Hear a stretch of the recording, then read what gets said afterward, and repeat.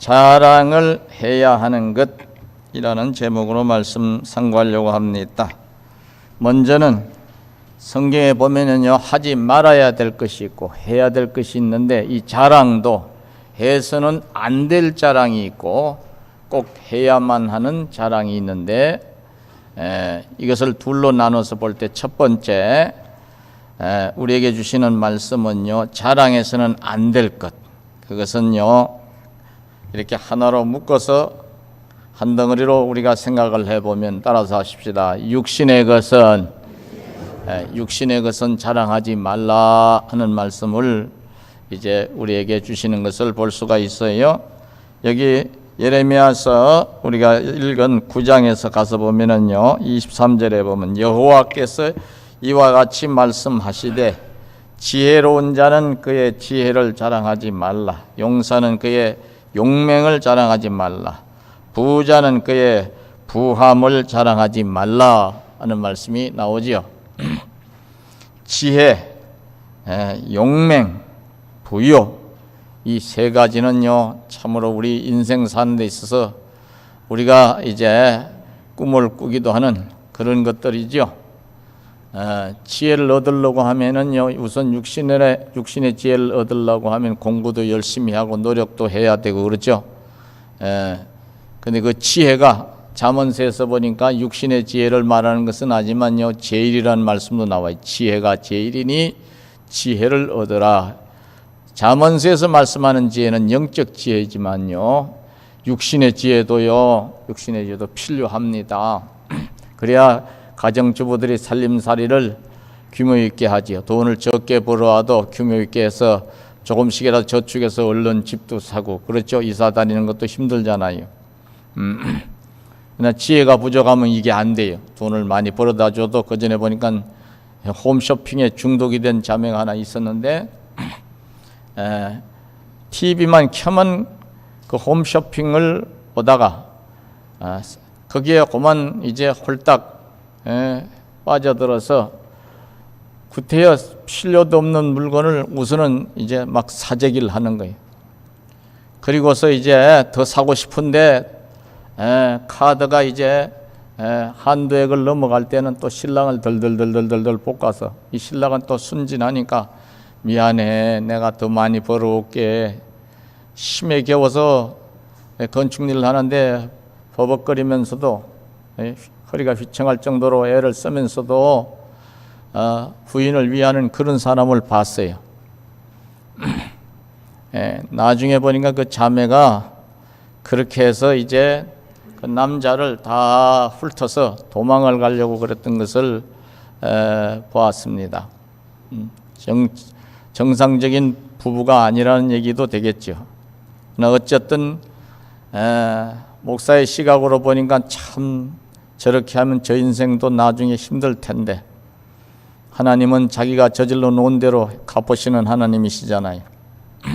육신의 지혜도 필요합니다. 그러나 자랑을 하면 안 되는 거예요. 자랑을. 육신의 것을 자랑하게 되면은요, 두 가지를 생각해 봐야 되는, 하나는요, 육신의 것을 잘못 자랑하다 보면 다른 사람에게 상처를 줍니다. 두 번째는요, 육신의 것을 자꾸 자랑하다 보면은요, 자꾸 자랑할 것을 찾다가 보면 일을 저지르기가 쉬워요. 무슨 대통령 부인이 목에 걸치고 손목에 이제 걸어놓은 뭐가 액세서리가 얼마짜리니 뭔 짜리니 하는 사람들, 그걸 말을 만들어내 가지고 막 떠들어대고, 그것이 얼마나 무슨 나라에 큰 영향을 주는 뉴스인 양 공영방송에서조차 막 공격을 해대고. 근데 한쪽에서는요, 이야, 대통령 마누라 되니까 원 없이 사는 모양이다. 전에 대통령 부인도 뭐 검소한 척 하더니 수백 벌의 명품 옷을 사서 걸쳤다고 그러는데, 나는 요 모양 요 꼬라지가 뭔가. 그 다음 부부간에 금이 가고, 또 억지로라도 옛날 어른들이 참새가 황새 따라가려고 하면 어디가 찢어진대요?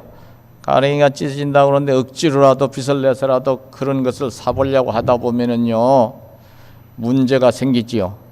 잘못하면 범법자가 되기도 쉽고.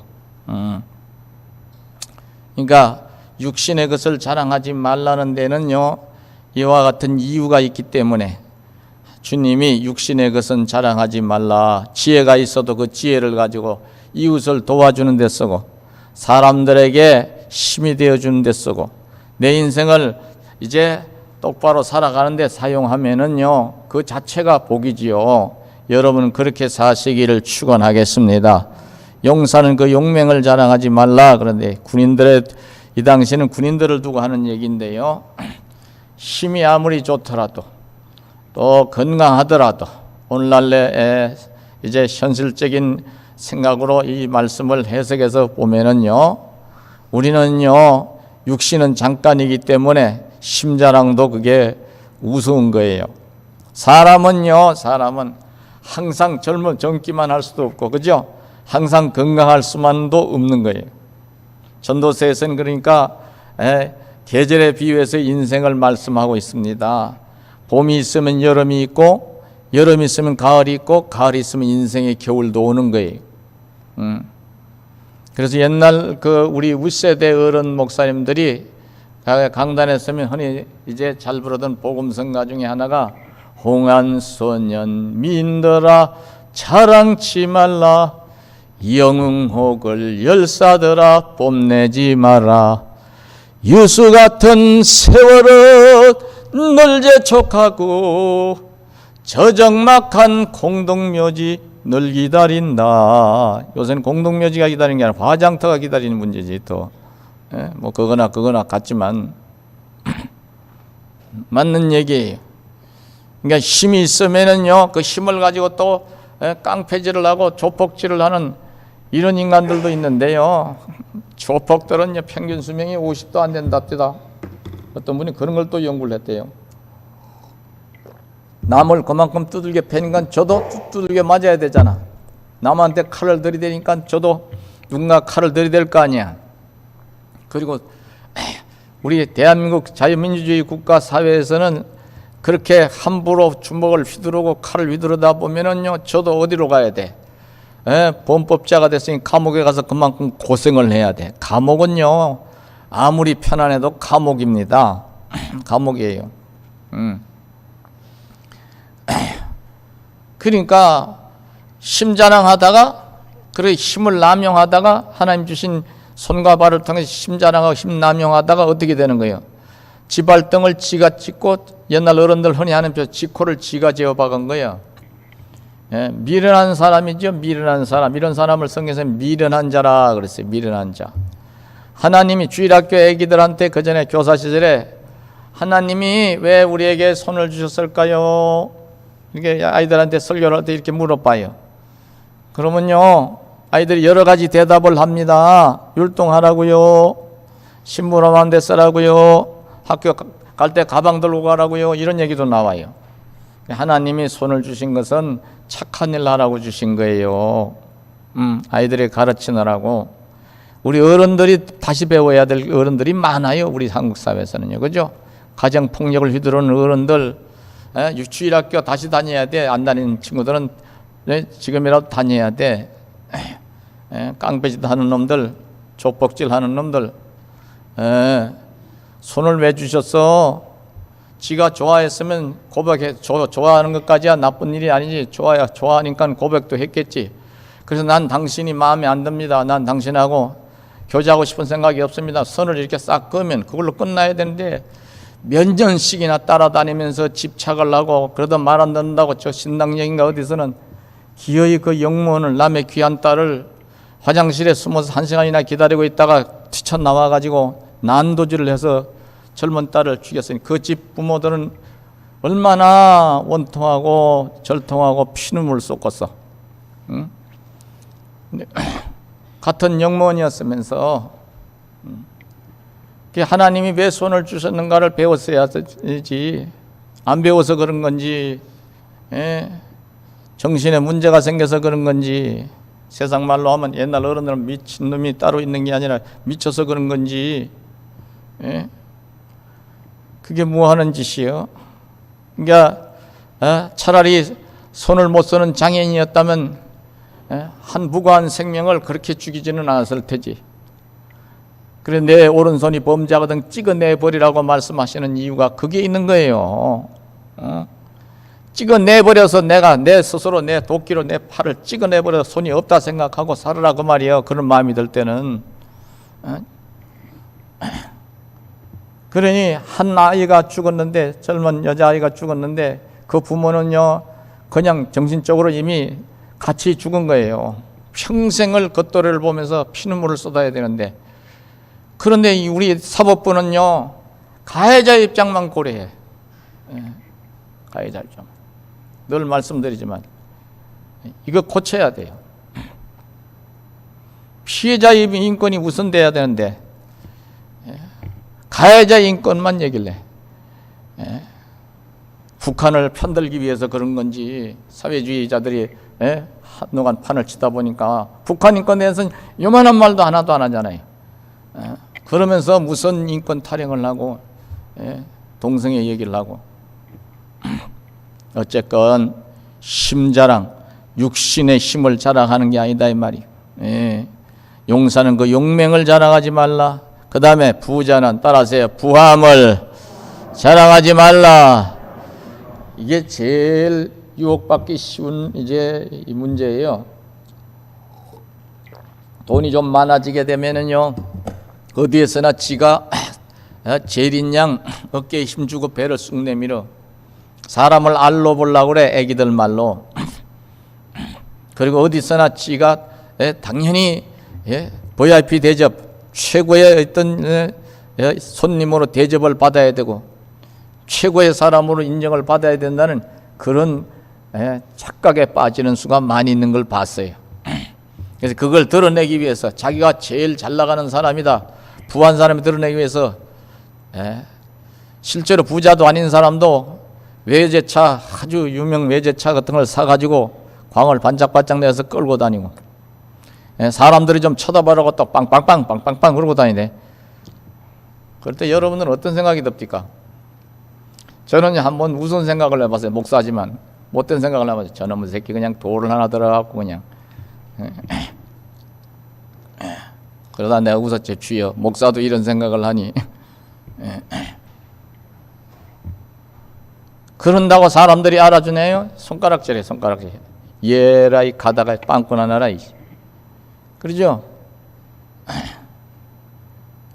여러분들, 하나님이 우리 하나님 백성들, 특히 하나님의 자녀들에게 물질을 왜 주실까? 항상 드리는 말씀이지만 구약에 누구처럼 살라고? 욥처럼 살라고. 따라서 욥처럼 살라고. 나발이처럼 살면 안 돼. 나발이. 다윗이 곤란한 징에 처했을 때 먹을 양식, 고기 좀 부하를 보내서 좀 달라고 요청을 했을 때 그 전일에 이미 다윗이 그 집안을 많이 지켜줬어요. 어려운 일 있을 때. 그래서 좀 이제 간청을 하는데 이런 지하에 거절하죠. 난 다윗을 모른다. 그러고서 그것을 아끼다가 결국 다윗이 내가 망명객이 되어서 우리 부하들하고 떠돌아다닌다고 저놈이 나를 가볍게 보고 우습게 봤구나.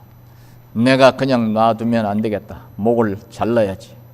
그래서 이제 사람들을 풀어서 목을 자르려고 하는데 그 부인이 아비가일인가 하는 사람이 아비가일. 아비가일이 그 소식을 듣고 얼른 짐승을 잡고 빵을 굽고 잔뜩 준비해갖고 급하게 그 오고 있는 길로 달려가서 뭘 합니까? 큰 절을 올리고 저희 남편이 무지몽매하여 그랬으니 노여움을 푸세요. 제가 대신 사죄드립니다. 그래서 겨우 집안의 환란을 막아. 남편이 좀 죄송합니다.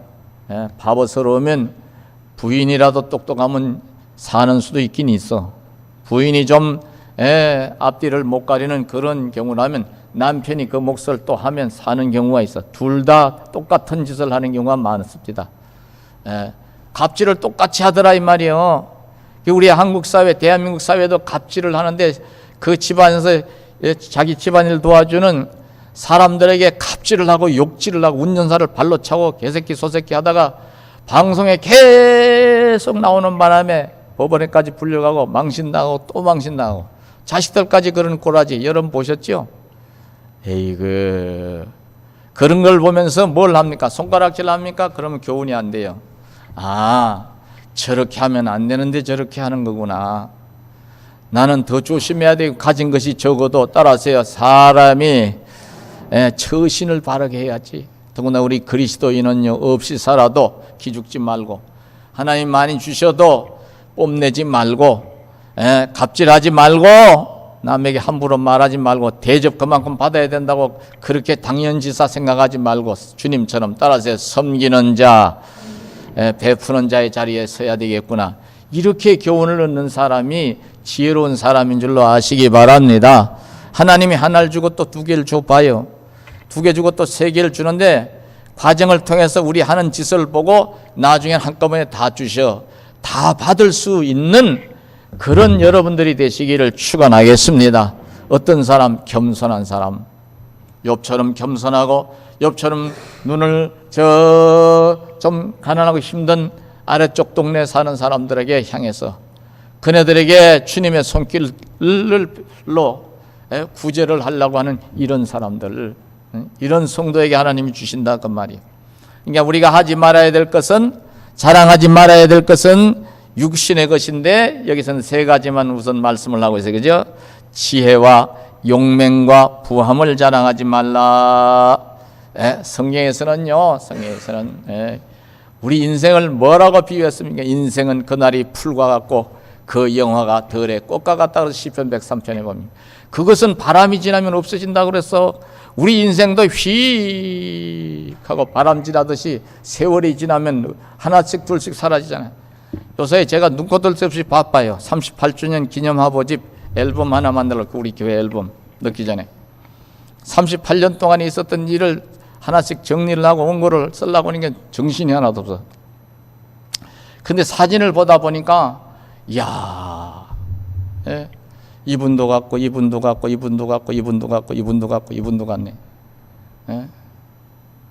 다 하나님 품으로 가셨지만요, 이야, 이렇게 많이들 떠나가셨구나. 인생이라고 하는 것은요, 그분들만 가시나?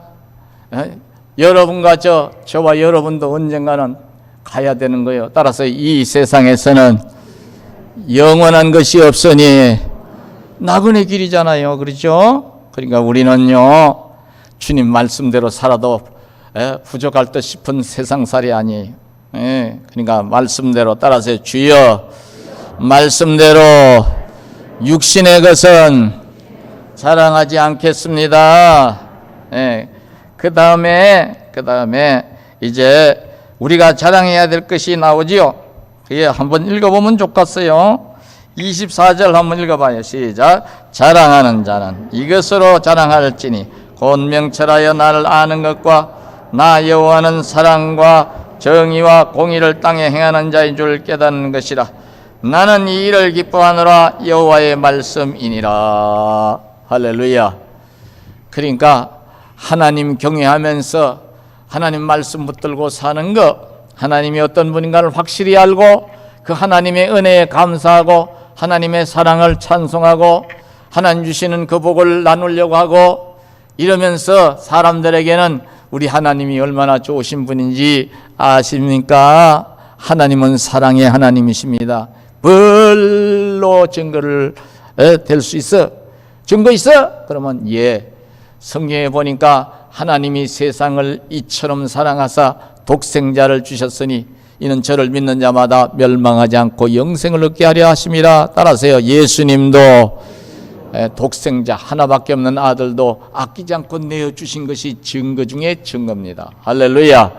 그리고 나나 당신이나 예수를 믿는 나나 예수를 안 믿는 당신이나 이 해 아래서 산다는 자체가 하나님의 사랑의 증거입니다. 우리의 목숨을 이 땅에 붙여놓으신 것, 그분이 누구시길래? 하나님이시길래. 할렐루야. 여러분들 산다는 자체도 이게 축복인 줄로 아시기 바랍니다. 산다는 자체가 저주다 그런 분이 있는데 그 하나님을 모독하는 행위. 우리는요, 하나님 은혜 안에 사는 게 더군다나 지금 내가 사는 것 주님의 크신 은혜요, 주를 믿게 된 것도 더욱 크신 은혜라. 삶을, 여러분들 삶의 날들을 하나님의 축복으로 알고 감사를 먼저 하시기를 축원하겠습니다. 물론 육신의 이제 소망대로 안 되는 것들이 있지요. 살다 보니 가족이 생각지도 않는데 먼저 떠나가는 그런 충격적인 일도 겪어야 됩니다. 그 아픔이 커요.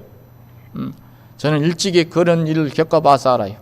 저희 아버님 39, 40대던 내 주무시다 그냥 가버리시니까 어이구 소리 한마디 하고 가셨어요. 전혀 생각지 않은 날에 그런 일이 터지니까 그 충격적인 그 충격이요. 지금 세월이 얼마나 많이 흘러갔습니까? 74년도에 돌아가셨는데 40년도 됐잖아요. 그죠? 40년도 됐어요. 자연스럽게 말할 수 있는 이런 상황은 됐지만요. 그때 시절이 어떨 때는 이렇게 확실하게 명절 때가 되면 살아나요. 살아나. 그런 것들도 있지만 그래도 따라서 그래도 주님 감사합니다.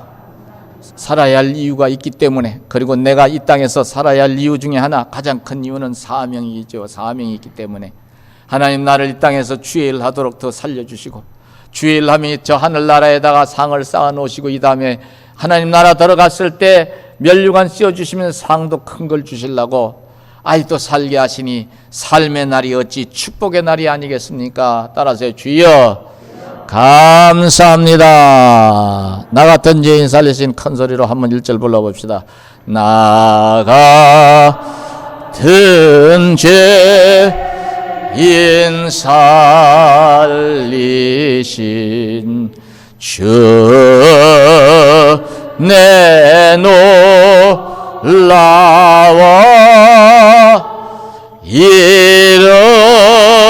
잃었던 생명 찾았고 광명으로 떴네. 아멘. 하나님은 사랑이시라. 하나님의 은혜 안에서 사는 것이 이렇게 귀한 축복의 세월이구나. 왜냐하면은 이제 예수를 어제 믿었던, 오늘 믿었던, 10년 전, 20년 전에 믿었던, 하루라도 먼저 믿은 사람은 그만큼 복이 있는 사람이고, 늦게라도 믿은 사람은 다행히 주님의 큰 복 안에 들어왔으니 감사할 일이지요. 어쨌거나 이렇게 하나님 은혜 안에서 하나님 백성으로 사는 것, 그리고 삶의 날을 아직도 하나님이 허락해 주신 것에 대해서 사람들에게 자랑하라. 왜 자랑하라 할까? 두 가지를 생각해 볼 수가 있는데, 하나는 따라하세요. 저들도 하나님 사랑 안에 들어오게 하기 위해서. 할렐루야. 하나님은요, 한 사람이라도 더 이 땅에 비신자들이 구원받아서 천국 백성 되는 걸 그렇게 원하시고 기뻐하세요. 그러니까 우리가 그 소임을 다해야 될 줄로 아시기 바랍니다. 때를 얻든지 못 얻든지 말씀을 전파하라 하는 이유도 여기 있는 거예요. 또 우리나라 사람만 구원받으면 안 되니까 너희는 온 천하에 다니면서 만민에게 복음을 전파하라. 그 전에 어떤 장로님이 그럽대다. 목사님, 제가요 하나님 건강 좀 더 주시고요, 물질 좀 더 주시면요, 이제 은퇴하면요, 직장에서 은퇴하면요, 목사님 집회 나가실 때마다, 해외 집회 나가실 때마다 어디 저 단기선교 교회에서 떠날 때마다 따라가서요, 조그만 일이라도 봉사 좀 했으면 좋겠어요. 복음 열심히 전해. 저 땅끝에 있는 사람들 예수 믿게. 할렐루야. 우리가 해야 될 일이잖아요. 그죠? 여러분들 하나님 기뻐하시는 일을 소망으로 삼으시기를 바랍니다. 육신의 소망도 있었어야 되지만, 자랑하는 자는 이것으로 자랑해라. 하나님 은혜 받은 거, 하나님 은혜 주신 거, 하나님 사랑 받은 거, 하나님 사랑 속에 사는 거, 하나님이 우리를 얼마나 사랑의 말씀을 통해 깨닫게 하신 거, 예수 믿어야 구원받는다는 이 사실을 확실히 믿게 하신 이 은혜, 이거를 자랑을 해라. 그러면은요, 사람들이 이로 인해서 구원받으니까. 또 마귀는요, 그만큼 영역이 좁아지니까 장난을 좀 치겠지만요, 우리는 하나님 기뻐하시는 뜻을 쫓아 사니까 따라서 세월 속에서 자꾸 은혜를 더 주실 줄로 믿으시기 바랍니다. 근데 여기 지금 이 말씀을 예레미야서에서 예레미야가 하는 이유가 있어요. 그것은 이 당시 이스라엘 백성들, 특히 유다, 남쪽 유다 왕국 백성들이 말을 안 들어 타락할 대로 타락해서 얼마나 타락했느냐 하면은요, 아이고, 이제 어떤 말씀이 나오느냐 하면은 너는 예루살렘 거리로 빨리 다니며 그 넓은 거리에서 찾아보고 알라. 너희가 만일 정의를 행하며 진리를 구하는 자를 한 사람이라도 찾으면 내가 이 성읍을 용서하리라. 그들이 여호와께서 살아계심을 두고 맹세할지라도 실상은 거짓 맹세니라. 예레미야서 5장 1절로 2절에 보면 나와요. 이런 상황이었어요. 이미 이때는 북왕국 이스라엘 왕국은요, 아수르에서 722년, 주전 722년에 망했을 때고, 이 남쪽 유다도 이제 그래도 그 북왕국 이스라엘이 망하고도 130년이 지나가는 그 상간에 남쪽 유다 왕국도 이제는 망하기 직전의 상황이에요. 그런데도 왕이나, 그러니까 위정자들이죠, 밑에 있는 대신들이나 부자들이나 가난한 자들이나 온갖 다 타락을 해서 온갖 것으로 다 타락이 됐어. 엄난하고 방탕하고 패역하고. 그러면서도 우리는 하나님 백성이니까 망하지 않는다. 우리는 이제 할례 받은 백성이니까 틀림없이 우리는 하나님 나라가 있다. 이러고 이제 큰 소리 치는 거예요. 그건 잘못된 것이지요. 이때가 주전 627년에서 580년 상간에 요때예요. 근데 유다 왕국이요, 얼마 가지 않아서 망하는 BC 586년에 바벨론 제국에 의해서 망하는 겁니다. 망하기 직전까지 주님은 예레미야 선자, 이사야 선자, 에레미야 선자, 이런 선자를 세워서 빨리 더 늦기 전에 회개하고 돌아오라고 외치는데 안 들어먹어. 이게 귀가 막혔거든. 사람의 말은 들으면서 하나님 말씀은 안 듣는 이런 영적 뭐가 됐어요? 귀머거리가 돼버린 거예요. 마음이 둔해져서 안 들어먹어. 응? 큰일이요. 이게 문제가 된 거예요. 그러니 어찌하겠어요?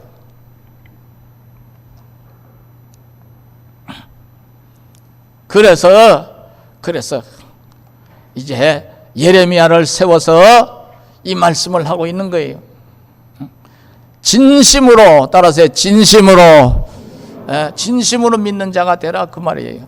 그래서 진심으로 믿고 진정으로 하나님을 자랑하는 인생을 살아라. 너희는 껍데기만 하나님 백성이라고 큰소리치면서 껍데기만 가지고 있는 무늬만 그리스도인이지, 오늘날로 말하면 큰소리치면서 하는 짓은 세상 사람하고 똑같고 오히려 한수를 떴더니 육신의 것만 자랑하려고 하고 그 자랑을 하기 위해서 온갖 수단 방법을 다 쓰고 부자 되기 위해서 온갖 도둑놈 사기꾼 노릇을 다 하고 우리 식으로 말하면 개같이 벌어서다 정성같이 살면 되는 겨 하니 그건 안 되는 거예요. 성경에서는요, 우리가 알아야 될 것은요, 개 같은 자들의 소득과 창기의 본도는 내 하나님 전에 가져오지 말라고 그랬어요. 하나님은 안 받으세요. 하나님 물질을 달라고 하시는 게 아니에요. 따라서 정성을 드려라. 헌신을 받으시는 줄로 아시기 바랍니다. 다른 말로 중심을 드려, 중심. 정성을 받으시는 하나님이 기도도 정성으로 해야 돼. 예배도 정성으로 드려야 돼. 주의 일도 여러분들 주님을 사랑하는 마음으로 하시기를 바랍니다. 근데 여기 이렇게 해서 이제 이네들이 말을 듣지 않으니까 세 번째 이제 경고의 말씀을 주시는 거예요. 자랑해서는 안 될 것, 자랑해야 될 것. 그 다음에 세 번째는 날이 이르리니 그랬어요. 따라서 때가 이르리니. 여기에 보면은요, 그 말씀이 나와요. 한번 읽어보십시다. 25절이지요. 한번 읽어봐요. 시작. 여호와의 말씀이니라. 보라, 날이 이르면 할례 받은 자와 할례 받지 못한 자를 내가 다 벌하리니. 왜냐하면 할례 받지 못한 자들이 이 당시 할례 받지 못한 너무나 사악했거든. 우상숭배 의식속에 엄난하고 방탕해서 집단으로 성병이 걸리고, 그 다음에 한편으로는 또 재난이 닥치면은 그것을 이제 해결한다는 방편으로 제비뽑기를 해갖고 심지뽑기라고도 하죠. 자기네들 아이를 하나 제물로 잡아가지고 안 죽으려고 버둥거리는 놈을 활을 타는 불 속에 우상 신전 앞에다 불을 피워놓고 그 활을 타는 불 앞에다 아이를 묶어서 던져버리네. 아이가 타 죽어가면서 얼마나 비명을 지르겠어. 이런 짓거리를 하는 이 이방인들, 할례받지 못한 자들, 그러나 할례받은 자들도 똑같이 하나님이 벌하시겠다는 것은 이네들이 오늘날로 말하는 세례는 받았는데 교인이라 그 세례 받은 것 때문에 교인이라고 자처하면서 사람들이 볼 때에는, 안 믿는 사람들이 볼 때는 예수 믿는 놈이 다 도둑놈이네, 사기꾼이네, 깡패네, 갑질하는 것들이네, 이렇게 손가락질을 할 수밖에 없을 정도로 못된 짓을 골라가면서 하는 이런 상황이었기 때문에, 한 사람도 제대로 된 신자가 안 보였기 때문에 소돔 고모라의 의인 10명만 있었어도 하나님이 유황과 불로 심판하지 않으시겠다고 한 것처럼 여기서도 지금 꼬라지가 이렇게 된 거예요. 그래서 할례받지 못한 자와 할례받은 자를 내가 다 벌하리니, 세상 인간들은 할례를 받지 못했기 때문에 벌하고, 할례받은 자는 마음의 할례를 받지를 않고 마음으로 그것을 믿고 말씀에 순종하지 않고 살기 때문에 때가 이르리니 벌하리라 그러는 거예요. 그러니까 우리가 여기서 우리가 경각심을 좀 가져야 되겠죠. 목사도 그렇고 여러분도 그렇고, 그죠? 겁낼 일은 아니고 따라서 각성을 해서 내가 진짜 신자 노릇을 하고 있는가, 따라서 제대로 예수님을 믿고 있는가, 우리 자신을 우리가 돌아봐야 될 줄 아시기 바랍니다. 남 보고 손가락질 하지 마라. 응? 목사도 목사 자신을 봐야 돼요. 여러분들 보기 전에. 여러분들 뭘 야단할 게 있어. 저도 내려앉으면 신자인데, 강단에 설 때는 목사지, 주일 할 때는 목사지. 그러니까 사랑하는 성도 여러분들, 우리가 이 세 번째 교훈, 인생은 하나님이 정하신 때가 있는데 하나님이 데려가시는 날은 할 수 없이 우리가 받아들이고 하나님 나라 가니까 더 좋은 일이지만은 심판으로 다가오시는 날에 우리가 심판대 앞은 서면 안 되지요. 따라서요, 벌하는 날은 없어야 된다. 하나님 벌하시는 날은 우리가 이제 없어야 돼. 하나님 복 주신 날이 많으시기를 축원하겠습니다. 그러려고 하면요, 바늘 것만 한 것이나 잘못했으면 따라서 얼른 회개하고 여러분들이 자중하시기를 축원하겠습니다. 그러면 되는 거예요. 제 아래 장로님들 술 마시던데 어떤 녀석이 그 전에 그럽니다. 저쪽 동네 안수 집사는 뭐 다 그렇게 다 해먹더만, 교회당 지면서 뒤로 빼돌리더만. 에이그 인간 안 될 거는 꼭 애들도 보면요, 못된 것만 가지고 얘기를 해. 그리고 그런 사람들이 또 하는 짓이 뭔 얘기하는 줄 알아? 자기 가족을 볼 때도 저는 19가지를 다 제껴놓고 살면서 부인이나 자식이나 배우자 남편이나 꼭 한 가지 잘못한 거 가지고 콕콕 찍으면서 또 비판은 얼마나 잘해야 되는지. 옛날에 똥 묻은 개가 개 묻은 개 나무란다는 식으로 제 속에는 덜보가 있으면 남의 눈에 티를 보고 감나라 대추나라. 표리가 부동하고 이율배반적인 인생이지요. 우린 그렇게 살면 안 되는 거예요. 우선 따라서 신앙은 먼저 내 자신부터 바로 세우는 것을 통해 잘 믿어 나가야 되는 줄로 아시기를 바랍니다.